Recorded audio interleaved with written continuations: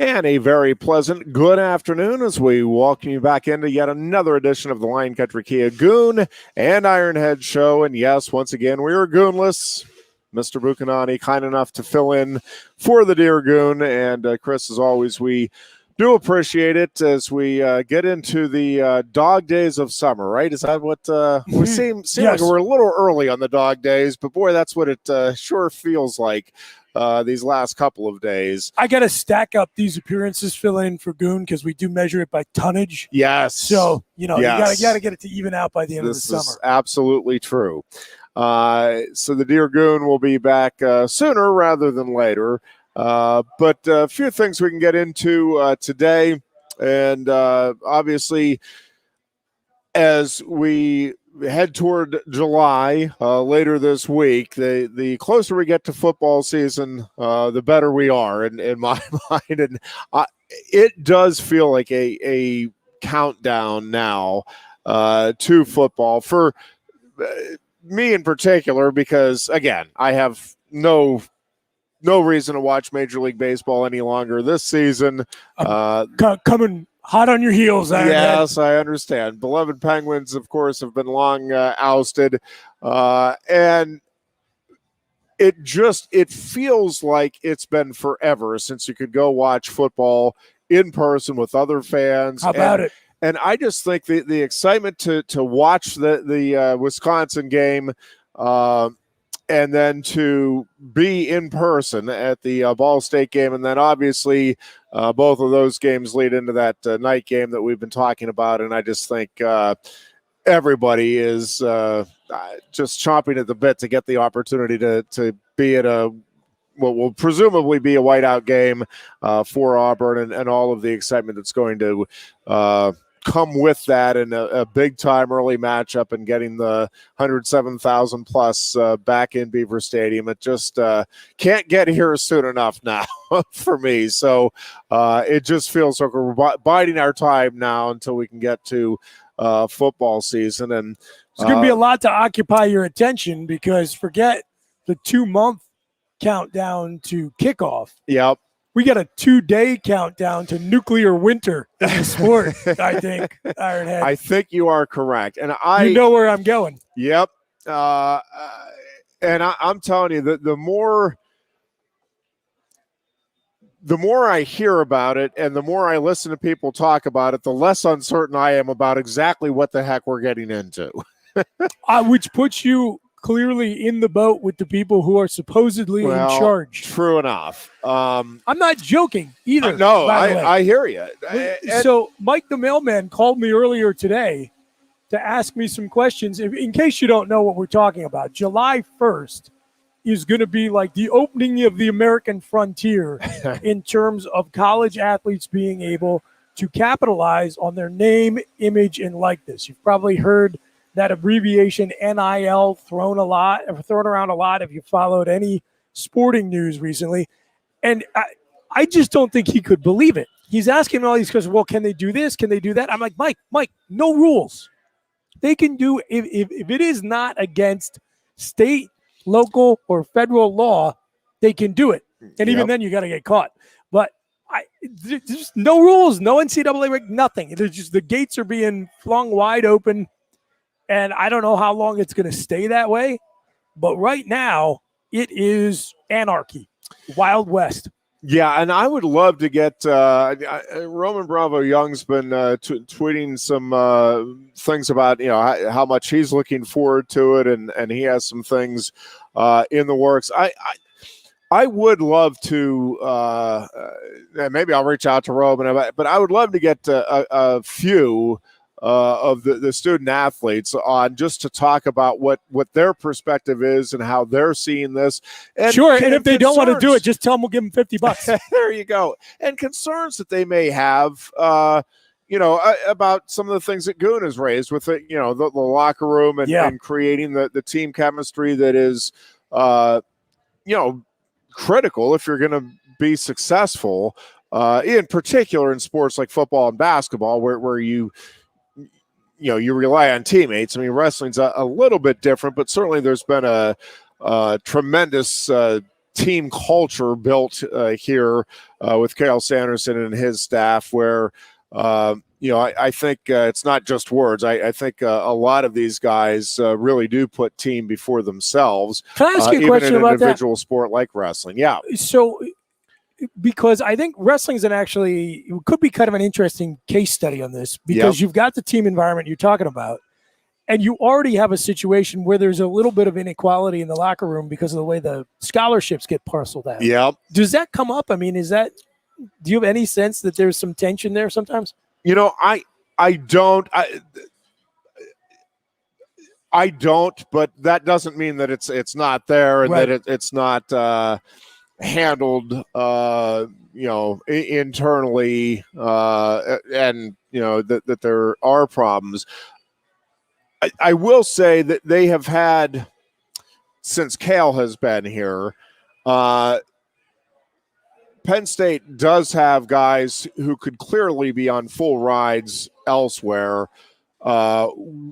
willing to take less than a full ride for the opportunity to wrestle here. That makes sense. And create other opportunities to get teammates that can help you go win a national championship. Is that right? That's interesting. That's like Tom Brady taking less money to give the Patriots salary cap room. And it is. And part of it is, and Cale, I mean, I'm not privy to the discussion, so I don't want to speak out of turn, but I do know, in talking to some of the parents over the years here, that there have been situations where the coaches have said, listen, we will do what we need to do to get your son here. We know he's a surefire, as close to it as you can get, but here's the economic realities. We know, your family is well off. Are you willing to? And I know of at least a couple of families that for sure have said, yeah, that man, we can certainly cover.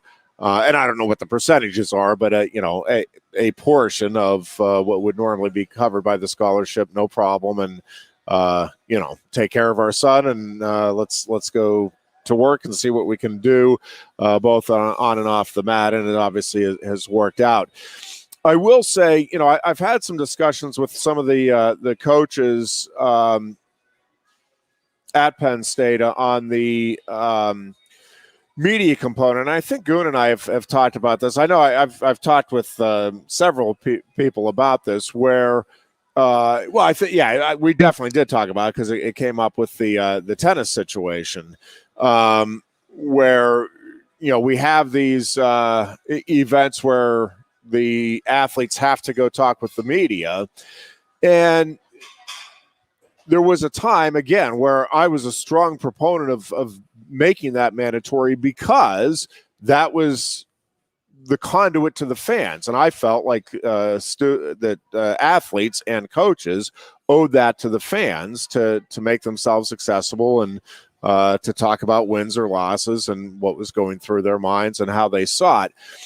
The difference then was that, we didn't have Twitter and the direct ability for those student athletes to communicate with the fans en masse. And that now does exist. And I will tell you, it is part of why I think access to at least the wrestling team at Penn State has become more difficult for the media.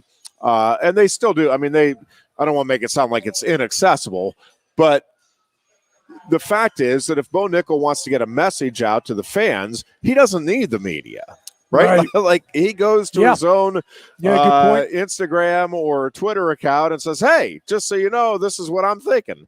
And this is, what I want you to know about a situation. And across the board, the ability at least is there for athletes to do that. So to some degree, they have already taken more control than they were even able to, than certainly in the 70s and 80s and even 90s. Yeah, great point. And so it is. There are just so many different fascinating components to this for me, and I do think it is one of those situations where coaches and athletic directors have to be on top of it to whatever degree they can, because I think you need to know Yes. how this is going to affect your team. And I think there have to be discussions about, hey, and listen, the student athletes are under no obligation to do anything to anybody, but I think it behooves coaches and athletic directors, right, to go to the students either one by one or, en masse and say, listen, we realize, and listen, it's just like the conversations now. Joe Paterno had a little more control. Obviously, if you mouthed off to the media and he didn't like it, right, he could bench you for a couple of games. And listen, that still could happen, right? Sure. I mean, internal. If a Coach X says to player Y, listen, I because of the relationships we have with these car dealers, we would strongly prefer that you not, right? There is still some control. Now, could that get to a legal standpoint? Absolutely. And I don't know what the outcome would be at this point if a coach says, and I don't know that this is even going on. Or when the player says, where's my cut? Then. Well, and listen, we've talked about I got Coke over here offering me an endorsement deal. What am I getting from Pepsi to not take it? And that is one of the many things that is going to be interesting to see how it works out. And listen, when Kale, to this point, there are ways around this. When Kale came to Penn State, right? Penn State, a Nike school, Kale had an exclusive contract with ASICS. And they had to work some things out with Kale's contract to allow some opportunities. And wow. And listen, they're doing that. If you're trying to get a high profile coach, right, there are at universities and with all of these programs, there are things that need to be worked out. Now he had that. I don't know this backstory. He had that separate from Iowa State. That was just. Did he have that as an athlete? First, yeah, I think yes, okay. And then just because of the name, sure, the relationship. And listen, Kale, among the many things he is business savvy and understanding how things work. And I don't know, I haven't taught. I don't want to make this sound like I'm giving you any inside information here in terms of moving forward with how this is going to look, but I just know Kale and Cody and Casey and how those guys work. And I guarantee, it's not ultimatum type stuff. They're not saying, hey, you do not work out deals with this or you're off the team or anything like that. Right. But I guarantee you there are discussions about, hey, let's be smart about this. Let's make it work for you without doing anything that would, hurt the program and what we're trying to do. And just be smart about it and let us know what's going on. And, you obviously, again, are going to be able to do what you want, but maybe run it by us so that we can say, hey, red flag here. You might not want to really follow through with this, or, and it may even be, listen, get some outside opinions. We obviously have some vested interests in that we're employed by Penn State. And so, why don't you talk to, here are some other people. And again, with the connections that they have in the wrestling world, I mean, I don't know that there's a better connected individual than Kale right now in terms of amateur wrestling in the United States. And for that matter, I'm not sure there's a better connected one in the world. Hey, here are some people that I know that can advise you on, hey, this is what kind of the market normally is. This is what you should expect. This is what you should look for. These are potential dangers and that sort of thing. And I think, again, across the board, those conversations need or at least should be happening, right, where it's like, hey, we're not telling you what to do, but let's see if we can be smart for you and for us about how this thing moves forward. And you're always going to have the renegades, right? Like the throughout society, you go to the mask policies. Most people, I'm going to try to comply as best I can. There may be some things that I think you're doing that are unreasonable. Maybe I'll back off here and there. But I mean, the overwhelming majority of people were trying to make that work for everybody to whatever degree they could. Back in the day, Matt Millen would have gone out and he would have gotten Coke. He would have gotten like Middlesworth potato chips.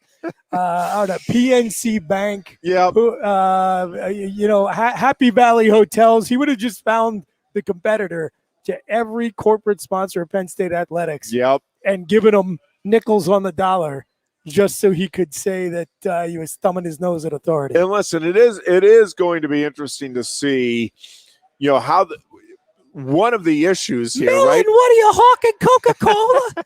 How does this affect, if I'm Pepsi, okay, and I have that multi-million-dollar deal with Penn State, but now 5 of the most prominent representatives of the university. Well, where are those dollars going? Yeah, I think I'm out on the university agreement because it's not doing me any good. So in that case, do you think like the star players could come in and negotiate with Penn State? Right? They'd be like, "Hey, listen, got this. guys, I'm gonna sell. As your scholarship athlete and student, I'm gonna sell my brand equity back to you at like these units. Like it's gonna get. This is what I'm saying." Yeah. Ironhead, out of control. And we're talking about guys like Saquon Barkley, right? Like there are a selective LeVar Arrington could have made bank. Oh my God. In a situation like this. Those kind of elite athletes for sure. I saw a thing on Twitter today, and I think this is going to be one of the crazy aspects of this, especially right out of the gate. Graham Mertz, okay, quarterback for the Wisconsin Badgers, sophomore, probably most remarkable for having an amazing debut performance and then stinking 8 times afterwards and making everybody wonder where the guy from game 1 was. Yep. Just released the logo for his personal brand. Now, I think there are a lot of all due respect to Graham Mertz, I'm sure there are some Badger fans out there who will be queuing up to buy whatever regional potato chip brand he endorses in 2 days. I think there's a lot of Graham Mertzes out there who imagine that they are about to be the next Jordan brand, and they're going to find out that there are, roughly 2,000 or 3,000 other kids their age who think the exact same thing, and they're all going to roll out their logos at the same time, and they're going to find the number of takers is not what they were expecting. Yeah, a pretty wide gap between the haves and have-nots, I think. Yes. In a lot of cases. Nope, I think that's true. I also, it's interesting. I've talked with a couple of other people since Goon brought up the advantage that he thinks a place like Columbus would have over a place like, say, College. And I'm still not sure how that actually shakes out. There are more businesses, obviously. I mean, I think there are more opportunities for more people. I'm just not sure. Like, I think just about any business in Pennsylvania would have been happy to have Saquon Barkley, right? Like, you could go to Philadelphia, Pittsburgh, right. and even part of this is going to be, and always has been, personality driven, right? So, a guy like Roman Bravo Young, who is an engaging personality and loves to put himself out there, he is going to be more marketable even than somebody that might have more credentials to his name. And this is going to be the same across the board, right? Like if you have, again, that star football player who's really good, versus the bland 4-time first-team All-American who's just a great athlete. They're both going to get opportunities, right? But the guy that wants to be out there peddling this stuff, I think that there are going to be opportunities within markets. And, you talk about the haves and the have-nots, and the reality is, again, the Alabamas and the Ohio States of the world have long been operating at a different level on a number of different fronts than, certainly the, even the Indianas and even like a Minnesota, which is a big market and a big school, right? But it's not Alabama and Ohio State in terms of the resources available. And, Randy Jepson, Minnesota has cut a couple of its programs, including men's gymnastics. Randy Jepson, the head coach of the Penn State men's gymnastics program, wrote, I forget now if it was, I think it was a Facebook post on how disappointing it was, and he thinks it's a cowardly and easy way out for the Minnesota administrators instead of trying to live up to the mission of intercollegiate athletics and looking for creative avenues. We talked about this, and the more I'm talking to other people, the more I'm thinking about it. I do think we're going to see more regionalization of the non-revenue sports, pretty much everything outside of football and basketball. Yep. And I think it's going to be bad overall in terms of the impact on the overall student athletes, right? I think there will be fewer scholarship opportunities. Well, I'm as close to certain about that as I could be. There are, and you've already seen, again, with Minnesota and, Stanford brought its sports back, but I think long-term you're going to see a reduction. Now, again, Penn State, Iowa, Oklahoma State, and wrestling, they're not going anywhere. And from a competitive standpoint, it may actually help the sport. As I was talking about, men's gymnastics right now, I don't know, I meant to look that up, and I was going to have that ready to go, but we're under 30 programs that offer it, I think, in both men's gymnastics and volleyball. And on one hand, you say, man, well, there's, then nobody's paying attention. Well, if you are paying attention, the thing about those sports is you have the elite of the elite, right?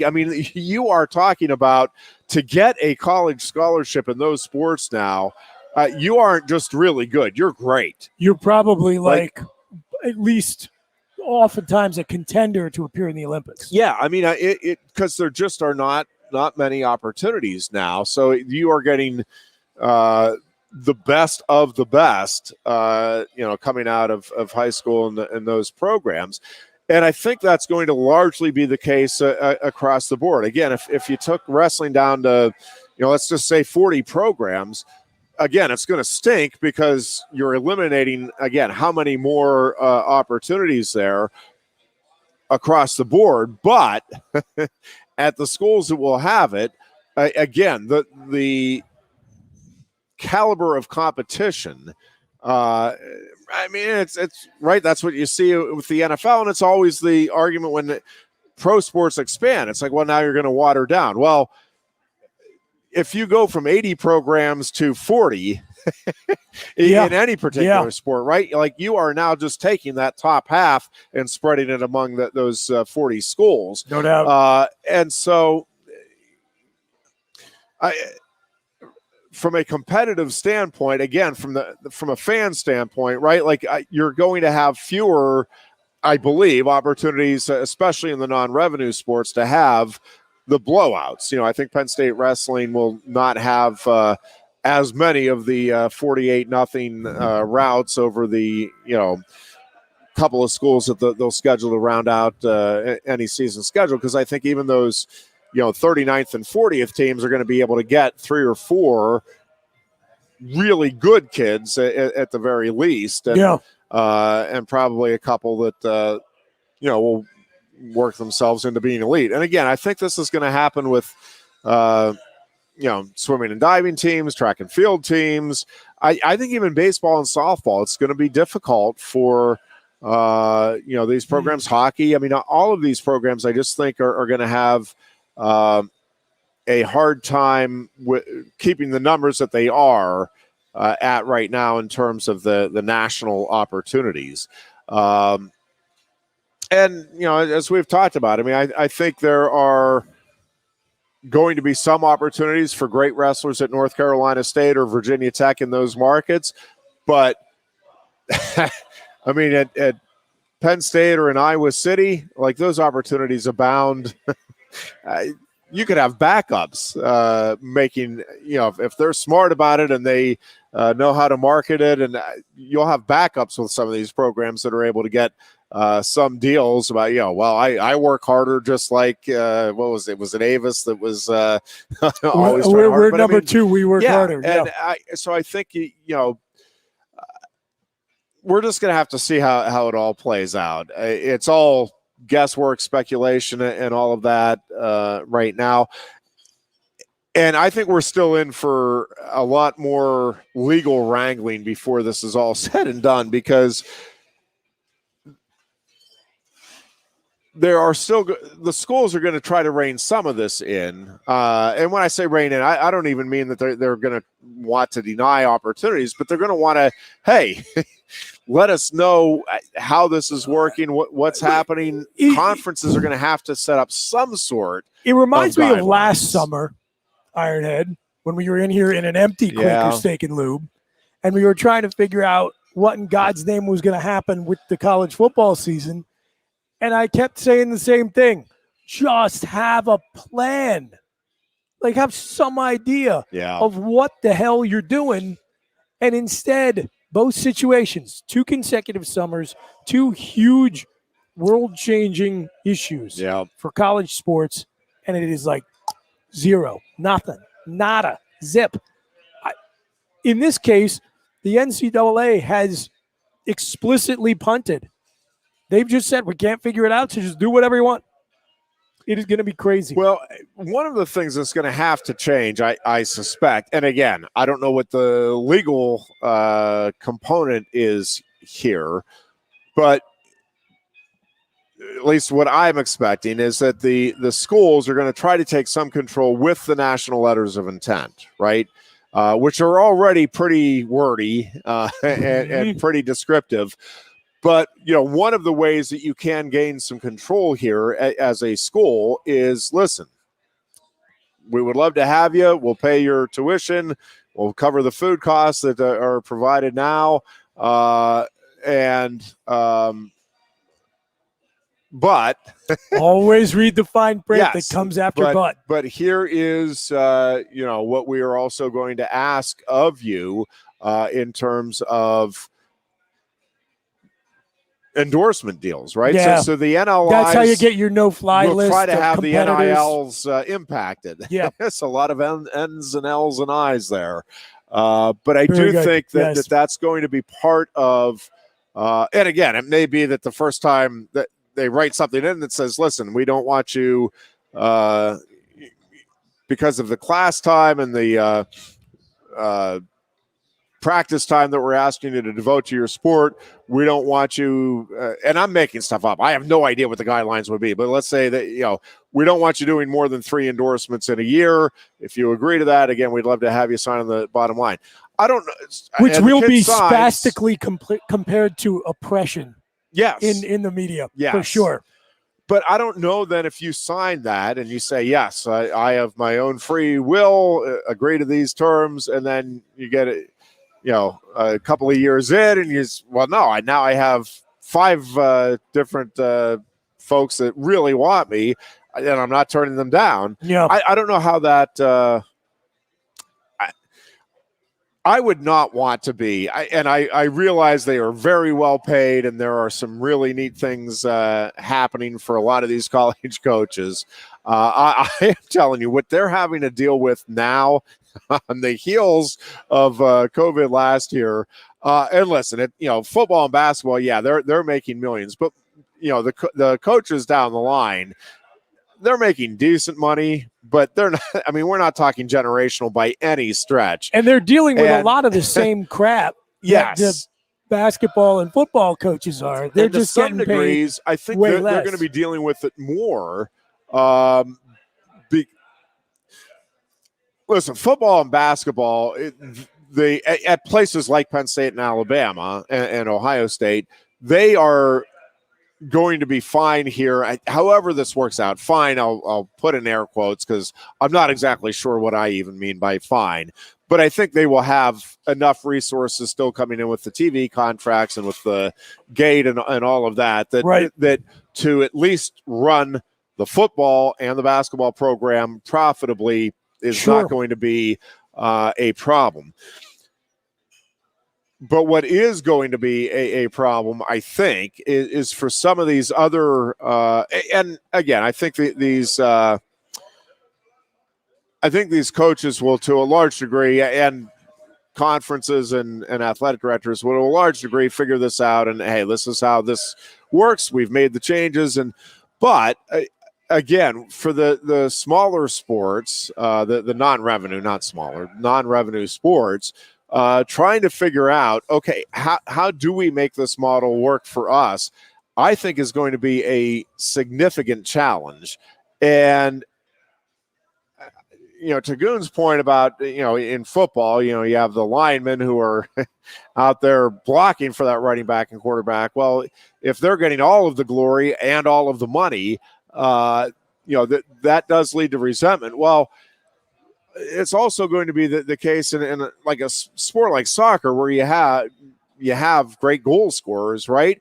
But you have to have the grinders out there with you. You have to have the people that are willing to go back and put their body on the line and block shots in hockey or soccer or field hockey, and everybody has to have their role. How much does this change those dynamics? And I don't know. I'm a fair amount. Really, really curious to see. The other part of it is I am really curious to see what happens. And I don't think anything can be done, but I would never say never. But Title IX, right, that's still going to be a factor here for the schools. But do you with maybe one or two exceptions, maybe the star player at UConn in women's basketball, maybe the star wrestler at Iowa or Penn State, maybe the star women's soccer player at North Carolina. Again, there will be few exceptions, but by and large, right, the endorsements are going to be going to the star football players and men's basketball players on these campuses. Well, here's what I think. I think there are going to be 3 tiers. And this is, I am just guessing. I've read a little bit about this, but even the people who know what they're talking about don't really know what they're talking about. So we're speculating, Ironhead. But I think you are right that if, you talk about it being top heavy with the largest, most prominent deals. Yeah. Those are all going to be clustered at the top, and they are going to be very much the star players on either the football or men's basketball team, whatever the big sport is for that campus. Then I think there is going to be a secondary tier of a lot of athletes who are able to capitalize and make a nice bit of scratch. Yep. But not compared to what a Saquon Barkley, LeVar Arrington type superstar would get. And then there's going to be a tertiary layer of most athletes who are getting little to nothing. Yeah. Graham Mertz with his personal brand and his logo. I don't know. Start getting ready for the Big Ten's best secondary, my man. That's what you got to be worried about week 1. But I think that secondary tier is actually going to be largely populated with a lot of female athletes, because I have read some really interesting market studies about how a lot of brands that are looking to market to the audiences who are watching like the WNBA and watch the women's softball tournament. It was on ESPN. That did very good ratings. They're going to see that as a great way to go directly to those consumers at not a very high price tag comparatively. And a lot of it is going to be done through Instagram and the personal social brands of these athletes. So again, they may not be inking big deals, but they may be able to stack together 3 or 4 different brands. And you could see, not necessarily because the athlete themselves is a name brand, but because Penn State, for example, is a name brand. So if you're on the women's volleyball team or the women's basketball or soccer teams here, all which are very, very good programs, it's going to be like the name on the front of the jersey is more important than one on the back, but it's whoever, kind of lucks out in the social media follower lottery, whoever gets the right people advising them can help them make the right connections. I think the women's sport athletes stand to do very well at grabbing that secondary tier allotment of advertising dollars. But then below that, you were going to have the majority of the athletes on campus, and that includes most of the players on the basketball and football teams who are going to get bubkiss. Yeah. No, that is definitely true. And again, all of the different dynamics that come into play here. So perfect example. So if you're Keandre Lambert-Smith, okay, you're a relatively high-profile recruit. Yep. You play a high-profile position on the name brand team at your school, but, you're probably third or fourth on the depth chart. I think it is entirely possible that a couple of the star players, maybe the goalie on the women's soccer team, is going to find a niche where they can settle in and be a social influencer for a few different brands. Yeah. And even though your efforts are paying for the existence of that sport as a football player, you're going to be making nothing in NIL. And this is where Goon talks about the resentment starting to creep in. Imagine if you are a contributing, you're a letter winner on the football team, and you're getting nothing, and then you're seeing some of these Olympic sports athletes. Now, I'm not projecting. I just picked Keandre Lambert-Smith out of a hat because he's behind, Washington and Dotson and whoever. But I think I would kind of start to feel a certain kind of way if I knew that football was paying for the whole thing. Yep. And there were a lot of other athletes in different sports who were cashing in, and I wasn't. And I'm thinking, man, I'm out here getting my brains beat in.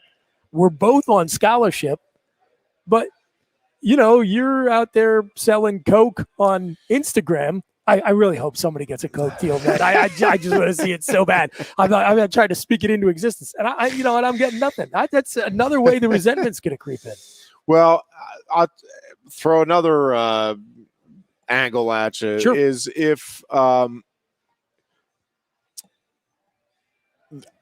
with the transfer portal being what it is, right? If I come and make my name at let's say at Penn State, but now I see where you're going. Well,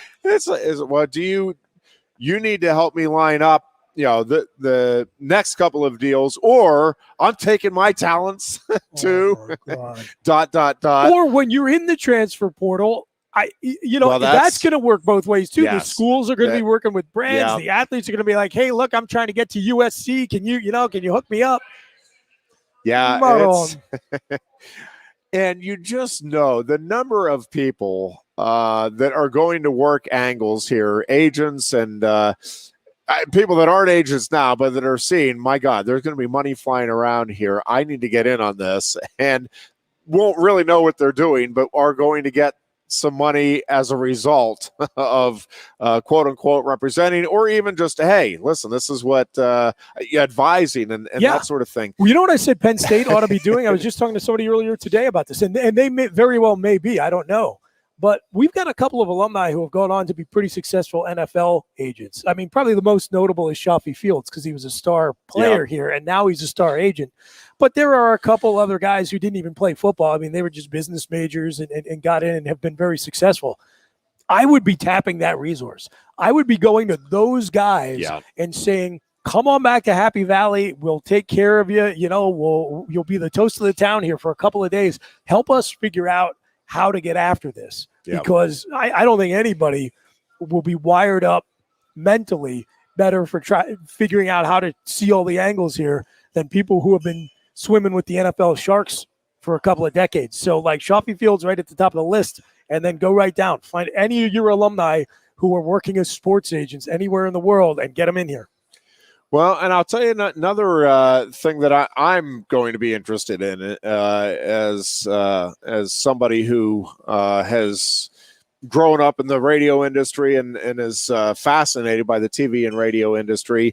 And listen, Roman Bravo Young's talking about, I'm just picking him out because he's been talking about it openly, that he wants to get his podcast going and get some other things started here. For years in college sports, right? It's the coaches that have the show. I mean, locally, we have the Penn State coaches show, and it's been James Franklin and Pat Chambers and Cale Sanderson, and but if I'm now one of, and there's been a big to do at Forever. Radio just reached an agreement to continue its alignment with Penn State to cover all of the Penn State athletics. We're talking about different businesses. Well, if I'm really not trying to start anything, but if I'm Seven Mountains or a competing radio station, right? Why would I not be going on the same day that you're having the James Franklin show?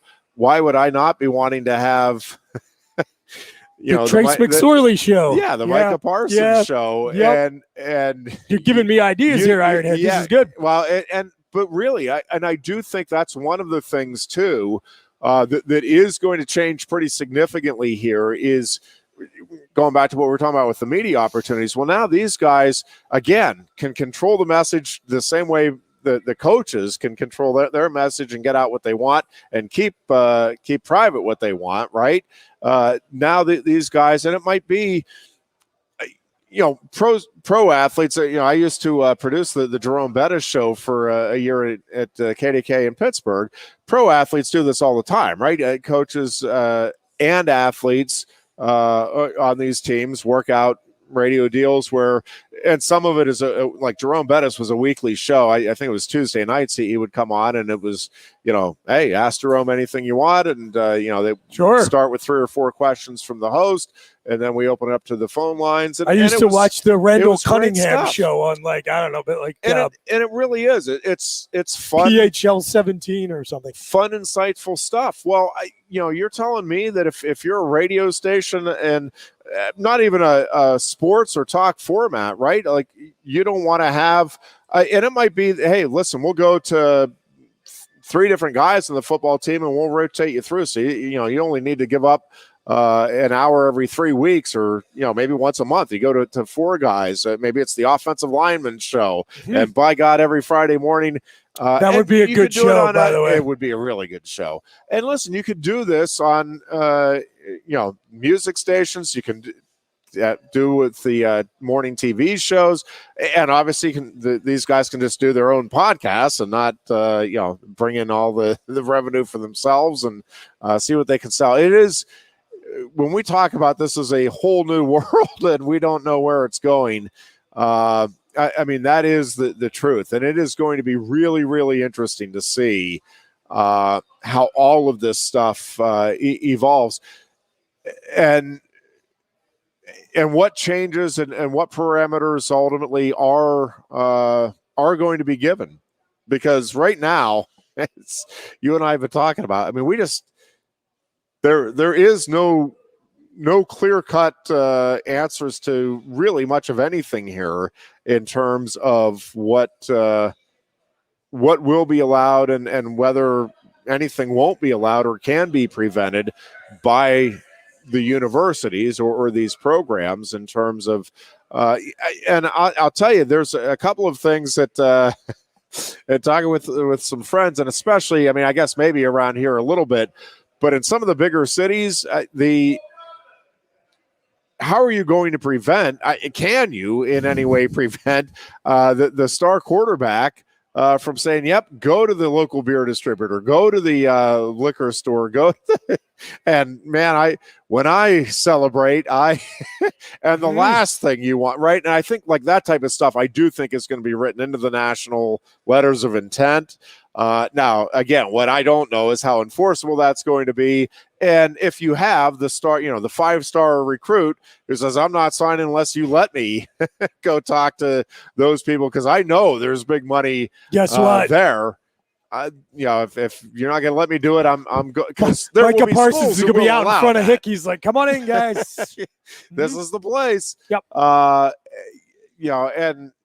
for that matter, if it, like Miami football players, come on down to the strip club, come on down to the stuff that you don't want to have anything to do with if you're intercollegiate athletics with the imaging that you want for it. But I'm not sure what all can or can't be written into these things to prevent those deals from being worked out. And it again, really is just then gonna be do you fascinating. start? You listen. Do you think anybody at any SEC school is going? Would they really care? Is some Ole Miss booster going to get offended because the the star running back is telling people to go to the local strip club? What's going to happen is as these NLI, National Letter of Intent restrictions start getting tighter, schools will compete with each other by loosening them up. Oh, hey, you want to come down here to Tuscaloosa and hawk for the local beer distributor? Come on down. Don't worry. Penn State. Penn State doesn't want you selling beer. Meanwhile, there's 100,000 people outside their stadium getting hammered for 9 hours before kickoff. Hey, come on. We don't care. Look, come on down.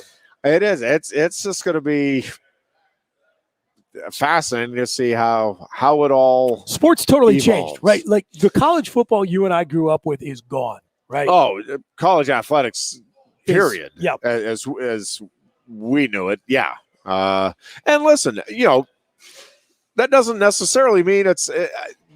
Not saying it's worse. I'm saying it is going to be because there will majorly different, right? Like I still long for the day, and my grandfather said it. Well, this will be the death of pro sports when free agency. Yes, now they can go anywhere. What do you mean? Mm-hmm. That's the end of that. And listen, I still don't like it, but I'm in favor of it, right? I mean, I'm talking about as a fan. Like I liked knowing that, for example, the Pirates would actually have the players that could play baseball back from the previous year, the following year.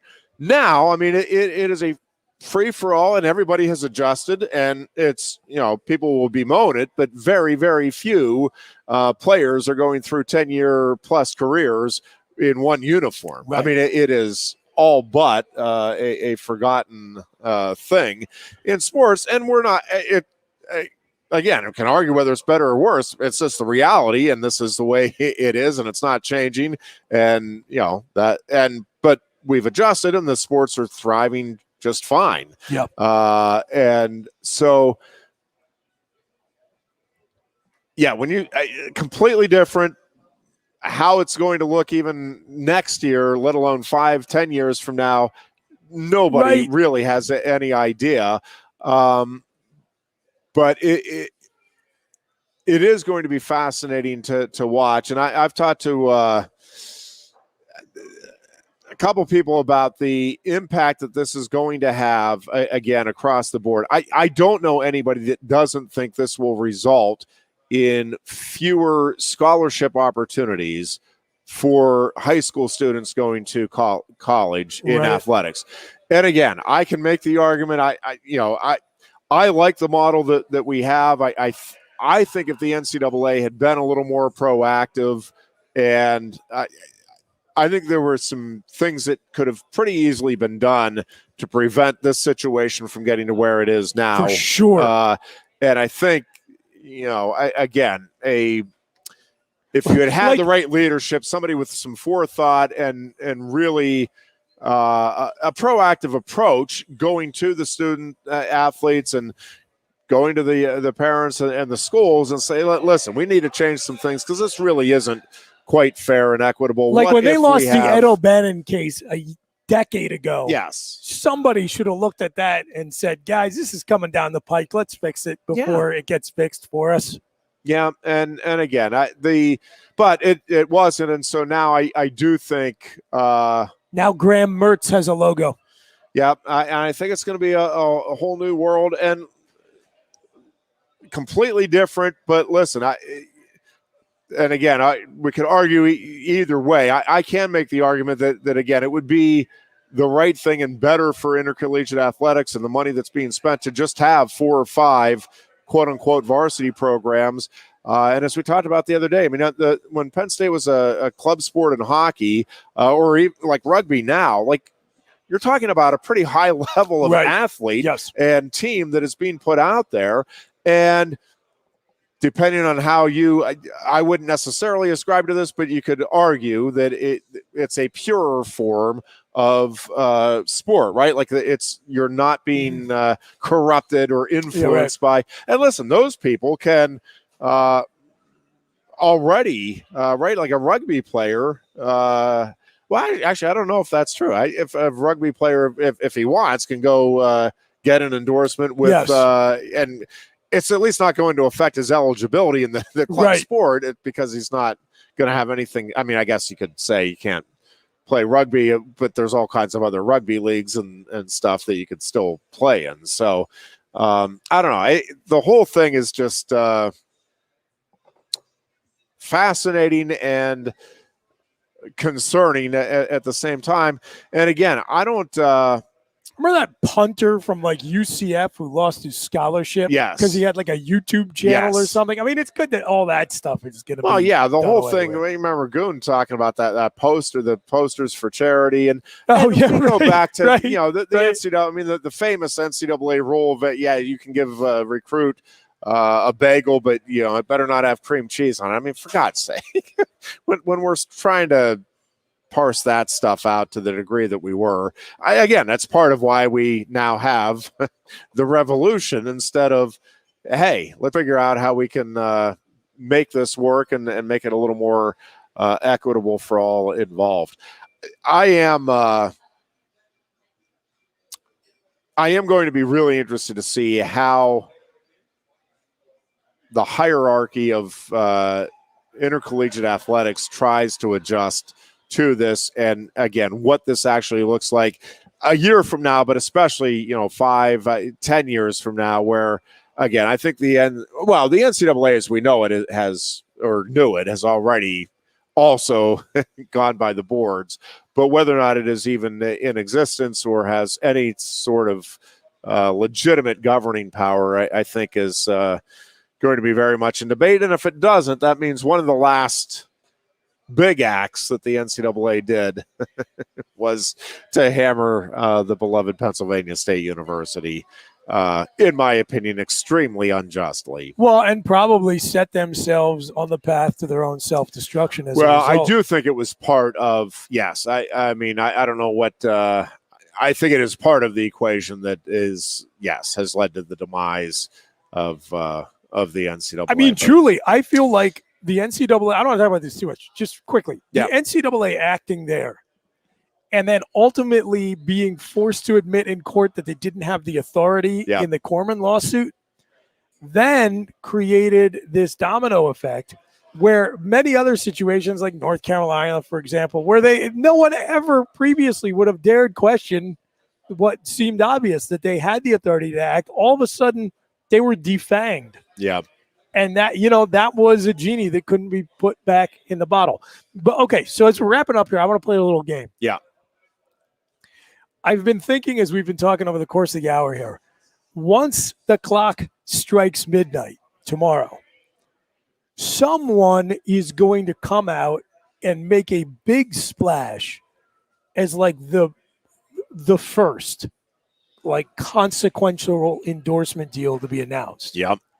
And that endorsement deal is going to be worth more than probably anyone that has ever signed for the rest of the existence of NIL rights for college athletes, because you will get tons of free publicity because the media will cover it. For sure. So give me Ironhead. And if it's a national deal, right? Like there have to be Heisman candidates that are at least talking to, yes, right? Of course. And give me your top 5 schools. If you were going to go on InTrade and put a futures bet on which school is going to produce the lottery winner of the first announced endorsement deal that gets covered by it'll be on the cover of Sports Illustrated. It'll be on ESPN wall to wall. It will do huge blockbuster social media numbers. It will be everywhere. What school is going to produce the athlete with that deal? Give me your top 5. I'll go Oklahoma as definitively one of them. Because we're both thinking probably the same thing. Spencer Rattler is going to be one of the guys, potentially. For sure. Yeah. I mean, I almost for sure. USC just has to, right? Like, I mean, you can't not capitalize immediately if you're USC. So you got 2 of my 5 and Very cash good. in right away. I'm curious to see where else you go. I will go with Clemson as a third for me, in part because, again, I think Dabo Swinney is going to get out ahead of this. Agreed. Because that's what he does, right? You're reading my mind, Ironhead. They play the edge and get up as close as they can to it and go for it. There's a few other schools that I'm kicking around in my mind. Where I'll go with my next one is Texas. I think either Texas or Texas A&M could jump in. I'll go with A&M just because I think A&M. You got 4 or 5 now, Ironhead. Wow, that's scary. But I think A&M is going to see this as an opportunity even further. And listen, for those they're paying Jimbo so much, they have got to try to capitalize on that investment. This is another way to give themselves an edge. And listen, and they already, I think, I don't know if they even really think of themselves that way, and I know Texas fans don't think of them that way, but in reality, Texas A&M has already surpassed Texas in terms of stature in athletics across the board, really, but football is what we're talking about here. Okay, I'm going to help you out. I'm going to see if you can. I'm going to see if you can tell me what you're going to say. Yep. But my 5th is kind of a dark horse. Well, I have 2 dark horses that I'm wavering, right. and listen, I mean, Alabama would be an obvious one, but where I'm going to go is Miami, but North Carolina would be the other one that I think that's a good one. I didn't North even Carolina, think about. Listen, as already knows, the NCAA isn't going to do squat to them because they made up classes, gave grades for classes that didn't exist, and the NCAA said, what are we going to do? Point. So if you're North Carolina and you are trying to close the gap on Clemson, and listen, I think North Carolina with that athletic department looks at itself as, listen, we are a big time, and we should be winning big time in both football and basketball. So I think North Carolina and Miami would be kind of tied for my next one. Miami, I just think, is going to capitalize on partly on, retro, if you will, sure, but also on the Miami lifestyle. Are you kidding me? You know what? I will tell you. I mean, you and I were absolutely on the same page. Yep. I was down to Miami. Was one of the 2 I didn't even think about North Carolina. Yeah. That is a great one. And obviously, like Alabama will be in the mix. Yeah. Ohio State will be in the mix. But I thought Miami was a possibility. But if I would have written them down beforehand, I would have picked Florida State instead. And so this is why Florida State was the first school to actually cut a commercial for the advantages of NIL as it pertained to their school, which makes me think they've got to have an inside track on this. Ready to go. There's a lot of Deion Sanders stuff in that commercial, and I'm thinking hey, look, if you're Free Shoes University and you've been doing this stuff under the table for 25 years, it's kind of like, look, if I was going to start doing college athlete payroll, I'd talk to somebody down at SMU. So, but I think Miami is just as easily could be the dark horse. I would not be surprised at all. I don't know how I would rank them. Like, if Florida school to me seems like Florida just seems like the kind of place that's going to produce the first big endorsement deal for a college athlete. I would probably pick one of those two. If I had to pick a number one. That state is just going to be a free for all. Oh, I mean, the whole thing is going to be a free for all. But my God, I think Florida and California are going to be the two places where it is. Your head is going to be spinning trying to figure out. Wait, who did what? How much? What? No income tax in Florida, Ironhead. You got that. I'm telling you. Yep, you got that going for you. Some Miami Hurricane is going to be on the front cover of Sports Illustrated. Like, I don't know. What's he holding a can of Coke? I don't know. Yeah, it's it is going to be interesting to see. We'll be able to talk more about. And they're still going to go 7-5 on Thursday. By the way, just real quickly, am intrigued with the Stanley Cup Finals, but I do think Tampa. They just feel like they're just too much. And I will say that I still have not watched any of the NBA playoffs. So again, take this for what it's worth, which is absolutely nothing. But it feels like the Phoenix Suns may be about ready to cough this one away to the Clippers. I think Tyronn Lue has. Do you know Tyronn Lue has the best record in the history of the NBA in elimination games, in games facing elimination? Is that? I did not know that. Yep. It feels like they may be just a little too young overall to kind of handle and truly seize the moment, which, again, if you're a betting person, go out and bet everything you have on the Suns to close it out now in 6, because I am always wrong in this stuff, and I don't pay attention to the NBA. So, again, take it for what it's worth, but I'm just telling you from afar and watching the highlights and reading the body language and looking at the youth versus experience and the hunger. I don't know. I'm expecting the Clippers now to go ahead and advance into the finals. So we'll see what happens. If we have an Atlanta Hawks, Los Angeles Clippers NBA finals, start stockpiling canned food and ammo, folks. Yes, indeed. We will talk to you again on Thursday. For Chris Buganani, I'm Jeff Byers. Until Thursday, be good and be safe. The State College Spikes are back home Tuesday to start a 3-game set. The trio of 6:35 p.m. games against Mahoning Valley starts with a team poster giveaway for the first 250 fans on a $2 Tuesday. Then kids take over the ballpark Wednesday as all kids get in free and can assist with a variety of ballpark positions. It all finishes with autocorrect night featuring a rubber ducky giveaway for the first 250 fans thanks to Primanti Brothers. For tickets, call 814-272-1711 or buy and download at statecollegespikes.com. Lion Country Kia is offering exceptional deals on your new Kia during Kia's Command the Season event. We have a nice selection on the 2021 Kia Sportage with various options and prices as low as $26,800, saving you $3,000. Or if you demand big power and towing capacity, slip into one of the 2021 Kia Sorrentos available on our lot, starting at $32,680. Discover why Kia drivers throughout the area come to Lion Country Kia or visit online at lioncountrykia.com.